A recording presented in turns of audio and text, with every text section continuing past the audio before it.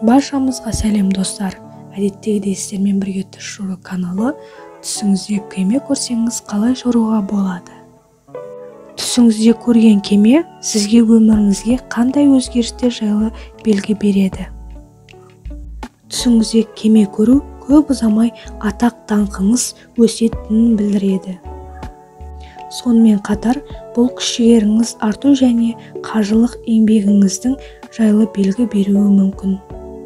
Түсіңізде кеме апатқа ұшыраса, кәсібіңізге қауіп төніп тұр деген сөз. Кеме апатта көзінде қайтыс болған болсаңыз, бар күш-жігеріңізбен еңбектену керектігін білдіреді. Жақын адамдарыңыз сізді көмек сұрауы мүмкін.